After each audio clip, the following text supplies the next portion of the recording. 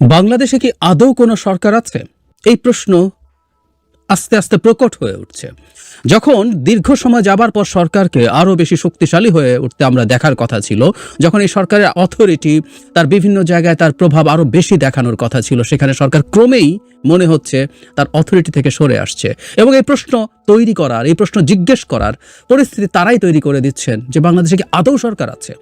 এই ঢাকা শহরে গুলশানের মতো অভিজাত এলাকায় গতকাল রাতে যা হয়েছে, মবের যে তাণ্ডব হয়েছে, এটার পর বাংলাদেশকে আসলে মবের মুলুক যদি কেউ বলে খুব অত্যুক্তি হয় না। আমরা নিশ্চয়ই দেখেছি জনাব এইচ.টি. ইমাম, আওয়ামী লীগের অত্যন্ত পাওয়ারফুল শেখ হাসিনার উপদেষ্টা ছিলেন, তার সন্তান, তার ছেলে তানভীর ইমাম সম্ভবত তার নাম, তার বাড়ি মনে করে, কারণ আমি পরবর্তীতে রিপোর্ট পড়তে গিয়ে দেখলাম যেটা আদৌ তার বাড়ি নন এবং উনি এখানে থাকেন না। ইনফ্যাক্ট তার বাড়ি হলেও বা কি, যেভাবে ঘোষণা দিয়ে অন ক্যামেরা কথা বলে তাণ্ডব চালানো হয়েছে, তারপর বাংলাদেশে আদৌ আর সরকার আছে কিনা এই প্রশ্ন আসতেই পারে। আমি জানি না সরকারের মনে কি আছে, এবং প্রায় আমার ইদানিং মনে হয় কোনো একটা চক্রান্ত হচ্ছে যার সাথে ইভেন সরকারও জড়িত কিনা, সরকারের অন্তত একটা অংশ। আমি একটা রিপোর্ট পড়ি, বিডি নিউজ খুব বিস্তারিত একটা রিপোর্ট করেছে। সেখানে এরকমভাবে লেখা আছে, রাজধানীর অভিজাত এলাকা গুলশানের এক বাড়িতে তল্লাশির নামে মধ্যরাতে দরজা ভেঙে ঢুকে পড়েছে একদল ব্যক্তি, যাদের দাবি ওই বাড়ির সাবেক প্রধানমন্ত্রী শেখ হাসিনার উপদেষ্টা প্রয়াত এইচ.টি. ইমামের ছেলে তানভীর ইমামের। ওই বাড়িতে অবৈধ অস্ত্র, ছাত্র জনতার হত্যাকারীরা লুকিয়ে আছে, এমন অভিযোগের ভিত্তিতে সেখানে তল্লাশি করার কথা বলেছেন তারা। এবং যখন তারা তল্লাশি করার আগে ঘিরে রাখছেন, অনেক মিডিয়াতে নিউজ এসছে ছাত্র জনতা ঘিরে রেখেছে। মানে ছাত্র জনতার নাম দিয়ে যে কেউ যে কোনো কিছু এখন বাংলাদেশে করে ফেলার ক্ষমতা রাখেন, নিশ্চয়ই রাখেন। আমাকে বা অন্য কাউকে তাদের পছন্দ যদি না হয় কখনো, ছাত্র জনতা নাম দিয়ে বলছি, যে কেউ তার উপরে যে কোনো কিছু ঘটিয়ে দিতে পারেন। পরিস্থিতি এখন সেদিকে আছে। এবং দেয়ার আর সাম পিপল, এদেরকে মব বলতেও তাদের গায়ে লাগে, তারা প্রতিবাদ করেন, এরা বিপ্লবী সোকল্ড। বাংলাদেশে বিপ্লব হয়ই নাই, কিন্তু তাদেরকে বিপ্লবী এবং তাদেরকে বিপ্লবী বলে যে কোনো কিছু করার সার্টিফিকেট দেয়া কিছু লোকজন আছে, তাদের প্রশ্রয়ই এগুলো হয়। ইনডিরেক্ট, কাউকে হয়তো ডিরেক্টলি দেন, কাউকে ইনডিরেক্টলি দেন, কারণ মবকে বিপ্লবী বলতে হবে, এই ন্যারেটিভ আছে বাজারে। এখানে মজার ব্যাপার হচ্ছে এটা যে গুলশান থানার পরিদর্শক মুখলেসুর রহমান বলছেন যে এটি তানভীর ইমামের সাবেক স্ত্রীর বাড়ি, যার সঙ্গে 20-25 বছর আগেই তানভীর ইমামের ছাড়াছাড়ি হয়ে যায় বলে শুনেছি। বাড়িতে টাকা ও অস্ত্র আছে অভিযোগ করে কিছু আজকে ছাত্র পরিচয় কিছু মানুষ মিছিল নিয়ে ঢুকে পড়ে। আমরা ধারণা করছি এর সাথে কিছু অছাত্রও ছিল। মানে পুলিশের কর্মকর্তার ভাষ্য অনুযায়ী ছাত্র না অছাত্র এটার একটা ফ্যাক্টর। মানে বাংলাদেশ এখন কোন জায়গায় চলে গেছে। তাহলে ছাত্র নাম দিয়ে যে কোনো কিছু করা যাবে, অছাত্র হলে সমস্যা আছে, অন্তত পুলিশের ইন্সপেক্টরের ভাষ্যে তাই মনে হচ্ছে। আসার পর আবার তারা যাওয়ার পর, মানে তারা যখন ওখানে পৌঁছেন পুলিশ, তখন তারা মিছিল করতে করতে বেরিয়ে যায় সবার চোখের সামনে। কয়েকটা মিডিয়াতে চেহারা দেখা গেছে, এবং একটা মিডিয়াতে এক ভদ্রলোক দীর্ঘ সময় কথা বলেছেন। তিনি কেন গেছেন, তিনি কি করছেন, কি করবেন, সব কিছু সবিস্তারে বয়ান করেছেন মিডিয়ার সামনে। যত জানা যায় মিডিয়াকে তারা জানিয়েছিলেন। তারপরে বলা হচ্ছে বাড়ির সামনে লোকজন 12টার দিকে জাতীয়তাবাদী কেন্দ্রীয় চালক দলের সাধারণ সম্পাদক জুয়েল খন্দকারের নেতৃত্বে জড়ো হয়ে তারা দাবি করতে থাকেন। মানে জাতীয়তাবাদী ধরানো করা হচ্ছে বিএনপির সাথে কোনোভাবে সম্পৃক্ত, কিন্তু কেন্দ্রীয় চালক দল। আমি আশা করি বিএনপি এই ভদ্রলোকের ব্যাপারে খুব তড়িৎ ব্যবস্থা নেবে। তিনি বলছেন ওই বাড়ির সাবেক প্রধানমন্ত্রী শেখ হাসিনার রাজনৈতিক উপদেষ্টা প্রয়াত এইচ.টি. ইমামের ছেলে তানভীর ইমামের সেখানে বিপুল অস্ত্র ঢুকিয়ে রাখা হয়েছে এমন তথ্য পাওয়ার কথা বলা হচ্ছে। ফেসবুকে দেখা হচ্ছে আওয়ামী লীগের দালাল বলা হচ্ছে। সেখানে ঢুকে পড়া এক তরুণ নিজকে শাকিল আহমেদ পরিচয় দিয়ে বলেন তারা স্থানীয় বাসিন্দা। ওই বাড়িতে তানভীর ইমামের মেয়ে আছে, যার বিরুদ্ধে মামলা হয়েছে এমন খবর তাদের কাছে ছিল। বাড়িতে অনেক অবৈধ জিনিসপত্র ছিল বলে তাদের কাছে অভিযোগ, ইত্যাদি ইত্যাদি। এবং তারা জানিয়েছেন, তারা পুলিশকেও, আমি অন রেকর্ড একজনকে কথা বলতে দেখেছি যে তারা পুলিশকেও জানিয়েছেন। পুলিশ নাকি বলেছে তারা এখানে আসবে না, বা আসার ব্যাপারে তাদের কিছুটা দেরি বা গড়িমসি দেখে তারা ঢুকে পড়ছেন। মানে খেয়াল করি বাংলাদেশ ঠিক এখন কোন জায়গায় আছে, কোন জায়গায় যাচ্ছে। পুলিশকে জানানোর প্রয়োজন। সাংবাদিক জিজ্ঞেস করছিলেন তাকে, এটি স্বাভাবিক ছিল। যেহেতু পুলিশ ব্যবস্থা নিচ্ছে না, তাই আমরা ঢুকে পড়ে এখানে তছনছ করে ফেলেছি, ভেঙে চুরে ফেলেছি। আমি শুরুতে যে কথাটা বলছিলাম, ধরে নিলাম এটা তানভীর ইমামের বাড়ি, এবং আমরা এর মধ্যে পত্রিকায় নিউজ আসতে দেখেছি যে তানভীর ইমাম এবং তার স্ত্রী এবং কন্যাদের বিরুদ্ধে দুদক মামলা করেছে। এদের বিভৎস দুর্নীতি আছে। উনি তথাকথিত আওয়ামী লীগের সময়কার তথাকথিত সংসদ সদস্য ছিলেন। আওয়ামী লীগের এই লেভেলের লোক বিভৎস দুর্নীতিবাজ, এবং আরও অনেক ক্রাইমের সাথে জড়িত না, এটা আমরা মনেই করি না। তারা সব কিছুর সাথে জড়িত, সুতরাং তাদের বিরুদ্ধে মামলা হয়েছে, তাদের সুবিচার হলেও তাদের বড় বড় শাস্তি হবে, এটাই আমরা ধারণা করতে পারি প্রাথমিকভাবে। তারপরও যদি এটা তার বাড়িও হয়ে থাকতো, তার বাড়িতে পুলিশ যদি আসতে নাও চাইতো, তাদের কাছে এসব গোপন খবর থাকার পরও এসব লোকজন গিয়ে ছাত্র জনতা নাম দিয়ে এসব করার অধিকার কি রাখে?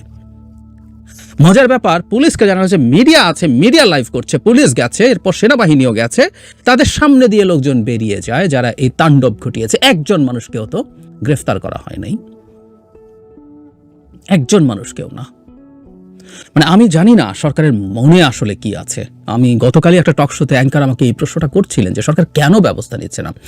গতকাল এখানে কি অনেক বেশি মানুষ ছিল, বা এটা কখনো কখনো মনে হয়েছে কিছু কিছু ক্ষেত্রে এক ধরনের ধর্মীয় সেন্সিটিভিটি আছে বলে সরকার মনে করে, যেমন মাজারে হামলার ক্ষেত্রে সেটা সরকার এইটাকে গুরুত্ব দেখাতে গিয়ে সরকার এক ধরনের গড়িমসি করছে। যদিও একটা সরকার যদি এসব ক্ষেত্রে ব্যবস্থা নেয় না নিয়ে থাকে, সে সরকারই থাকে না, সে সরকারই থাকে না। একজন না 100 জন মানুষের অধিকার, সেটা প্রশ্নই নেই। একটা রাষ্ট্রের, একটা সরকারের দায়িত্ব হচ্ছে প্রত্যেকটা মানুষের অধিকার নিশ্চিত করা। কিন্তু এখানে তো এমন কোনো বিষয়ও ছিল না। নাকি এখানে এইচ.টি. ইমামের ছেলের বাড়ি, এটা যদি অন্যায়ভাবে কেউ ভাঙচুর করতে আসে, সেটা ঠেকাতে গেলেও সরকার ভয় করছে মব আরও বিভিন্ন জায়গায় তৈরি হবে এবং সরকার বিপদে পড়বে। তাহলে সরকার থাকছে কেন? আসলে সরকার থাকছে কেন? এবং আবারও বলছি স্পষ্টভাবে যে কেউ, প্রচুর ফুটেজ পাওয়া যাচ্ছে, আপনারা দেখুন, বুক ফুলিয়ে দাঁড়িয়ে মিডিয়ার সামনে কথা বলছে, তারা কেন এগুলো করছে। শুরুর দিকে একটা কথা বলেছিলাম, ইদানিং এখন আরেক ফেনোমেনন তৈরি হয়েছে। দেয়ার আর সাম পাবলিক ইন্টেলেকচুয়ালস যারা মব শব্দটা আর পছন্দ করছে না। শেখ হাসিনার বিরুদ্ধে গণ অভ্যুত্থানের সময় যারা মাঠে দাঁড়িয়েছেন, তাদেরকে আওয়ামী লীগের কিছু লোকজন যারা পতিত স্বৈরাচারের হালুয়া রুটির ভাগ পেয়েছেন, তারা মব বলতে চান। আমরা কোনোভাবেই সেটা মব বলি না, তারা অভ্যুত্থানকারী। কেউ কেউ, যেটাকে আমি সঠিক মনে করি না, কেউ কেউ তাদেরকে বিপ্লবীও বলেন, ফাইন। আর আমাকে কাকে মগ বলছি টলছি ওইসব শেখ হাসিনার বিরুদ্ধে ফাইটের আলাপ আমার সামনে আনবেন না প্লিজ, প্লিজ। একটু হয়তো অহংকারী শোনায়, তারপরও বলছি, শেখ হাসিনার বিরুদ্ধে লড়াইয়ের কথা আমার কাছে এসে গল্প বললেন না। সেই সময় যে মানুষগুলো মব নন, যারা অভ্যুত্থানকারী, যে মানুষের ন্যায্য অধিকারের পক্ষে দাঁড়িয়েছেন, সেই মানুষও যদি কেউ কোনোদিন এইচ.টি. ইমামের বাড়িতে আমাদের তথাকথিত যে এদেরকে আমরা মানে মব বলার চেষ্টা করছি, মানে কেউ কেউ যাদেরকে বিপ্লবী বলছেন, বিপ্লবীদেরকে তথাকথিতই মনে করি, তারা বিপ্লবী নন, আবারও বলছি। সো এই বিপ্লবীরাও যদি কেউ এসে, যারা সিগনিফিক্যান্ট ভূমিকা পালন করেছিলেন শেখ হাসিনার সময়, তারাও এসে কেউ যদি এই বাড়ি ভাঙতেন, এটাকে আমি মব বলতাম, আমি মব বলতাম, এটা মব। সুতরাং কোনো একদিন অভ্যুত্থান করেছি, বিপ্লব করেছি, তাদের ভাষায় যদি হয়েও থাকে, তিনি মব হয়ে উঠতে পারেন একটা পরিবর্তিত প্রেক্ষাপটে এবং পরিস্থিতিতে। এই মুহূর্তে আমাদের সরকার ক্ষমতায় আছে। শেখ হাসিনাকে খেদিয়ে আমরা ভারতে বিদায় করার পর আমাদের সরকার ক্ষমতায় আছে। আমাদের সরকারি ইনএফিসিয়েন্সি থাকতে পারে, কিন্তু কখনোই আমরা এই কাজগুলো করতে পারি না। এটা করা মানেই আসলে সরকারকে আন্ডারমাইন করা, এবং সরকার নিজেও হয়তো টের পাচ্ছে না। এসব ক্ষেত্রে নীরব থেকে সরকার আসলে তার অস্তিত্বকে প্রশ্নের মুখে ফেলছে। একটা রাষ্ট্রে এইরকম ঘটনা ঘটতে পারে না। 32 নম্বরের পর যখন একটার পর একটা 35টা জেলায় বিভিন্ন আওয়ামী লীগের নেতাদের বাড়ি ভাঙচুর হয়েছে, তখনও বলেছিলাম এটা সরকারের এক্সিস্টেন্সকেই প্রশ্নের মুখে ফেলে। এটা কোনোভাবেই মেনে নেওয়া যায় না, কোনোভাবেই মেনে নেওয়া যায় না। তাহলে আমরা এই প্রশ্ন করতে পারি যে কেউ কেউ চাইছে তো দেশে সরকার নেই, সরকার এফেক্টিভ না, সরকারের লিস্ট কোনো অথরিটি নেই, এটা প্রমাণ করতে, সো দ্যাট এখানে অন্য একটা কিছু আনার চেষ্টা করা যায়, অন্য একটা কিছু আসতে বাধ্য করা যায়। কিন্তু প্রশ্ন হচ্ছে সরকার নিজেও কি তা চায়? যদি না চায়, সরকারের কোনো রকম কোনো পদক্ষেপ আমরা কেন দেখছি না? ছাত্র জনতা নাম দিয়ে, ওর নাম দিয়ে, সেই নাম দিয়ে যা তা করে ফেলা যায়, যা তা ঘটিয়ে ফেলা যায়, সরকার তো পদক্ষেপ নেয় না। এখানে ঢাকার বুকে গুলশানের মতো জায়গায়, এবং আমরা নিশ্চিত থাকতে পারি গুলশানের মতো জায়গায় যখন এই ঘটনা ঘটে, এটার একটা বেশি ইম্প্যাক্ট আছে। জায়গাগুলো আমরা চাই বা না চাই, এটা এক ধরনের বৈষম্যই বলবো, এগুলো অনেক বেশি প্রোটেক্টেড এরিয়া। এই জায়গাগুলোতে নজর সরকারে বেশি থাকে, কারণ বিভিন্ন এলিটস, বিশেষ করে টাকার দিক থেকে, ব্যবসার দিক থেকে, পলিটিক্যাল দিক থেকে অনেক এলিটসের বাসস্থান এগুলো। সেই জায়গায় যখন এই ঘটনা ঘটতে পারে, ঘটানো যায়, তখন দেশের আইন শৃঙ্খলা এটা দেশের অন্য একটা দূরবর্তী জেলায় ঘটা বা ঢাকার কোনো একটা দূরবর্তী একটু পেরিফেরাল এরিয়াতে ঘটা ঘটনার চেয়ে অনেক বেশি গুরুত্ব রাখে। তাই ঘটেছে, তাই ঘটছে। এই প্রশ্ন আমাদের এখন আসলে করতে হবে। দেশকে আনস্টেবল অবস্থায় নিয়ে গিয়ে একটা ভিন্ন কিছু কি বহুবার বলেছি, ঘটানোর ক্ষেত্রে কি সরকারেরও একটা অংশ জড়িত হয়ে পড়ছে? এই প্রশ্নের জবাব আমাদের খুঁজে বের করতে হবে, কারণ এর সাথে আমাদের ভবিষ্যৎ গণতান্ত্রিক ট্রান্সফরমেশনের গুরুত্বপূর্ণ সম্পর্ক আছে।